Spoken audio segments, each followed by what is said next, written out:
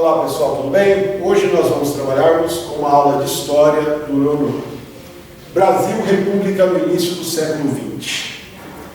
O Brasil conseguiu a República em 15 de novembro de 1889, através de um golpe militar com o Marechal Deodoro da Fonseca, que retirou o imperador Pedro II do poder. A partir desse momento, o Brasil passou a ter um presidente. O que vai acontecer a partir desse momento? Quem vai votar no Brasil? Como vai ser a situação do Brasil? É isso que nós vamos ver. Por exemplo, as pessoas que eram consideradas escravas até 1888 vão ter direito a voto? Não.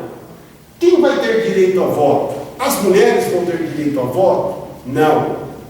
Quem vai votar no Brasil nessa época vão ser somente os homens maiores de 21 anos de idade e que fossem alfabetizados. Ou seja, aqueles homens que não eram alfabetizados, que tinham menos de 21 anos de idade, que eram militares, principalmente de baixa patente, que tinham cargos menores, não votavam. Ou seja, menos de 10% da população brasileira votava neste período. Por quê? As mulheres eram metade, não tinham direito a voto. A população abaixo dos 21 anos também era muito alta. E o número de analfabetos no Brasil também era muito alto. Então, o Brasil começa, mesmo mudando o sistema de governo, com uma grande desigualdade. Tá? E no início do século XX, o Brasil vai passar por muitos problemas. O primeiro, as eleições eram cartas marcadas, ou seja, o voto não era secreto, o voto era aberto. As pessoas pegavam uma cédula, muitas vezes já com o candidato que aquele coronel dominante da região determinava e acabava votando naquele candidato. Ou seja, as eleições eram sempre vencidas pelo candidato do governo. Isto vai até o início da década de 30. Depois, nós vamos ver nas próximas aulas, vai apresentar mudanças.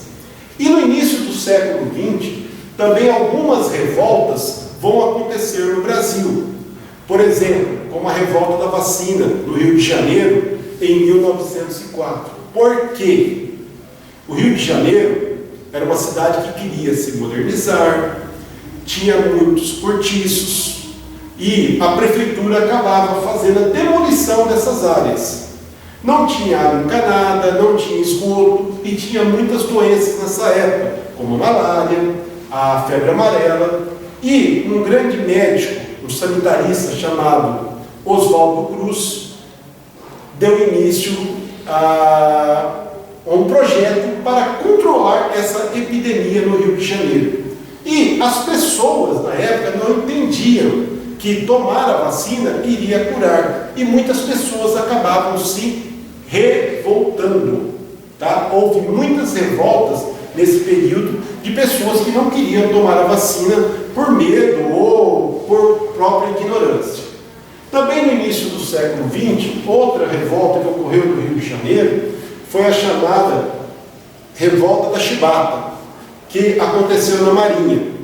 Marinheiros se revoltaram contra os castigos físicos que ocorriam por alguma falta que eles acabavam cometendo. Então, houve uma grande revolta dos marinheiros contra os oficiais que acabaram tendo que ceder e acabar com os castigos físicos aos subordinados.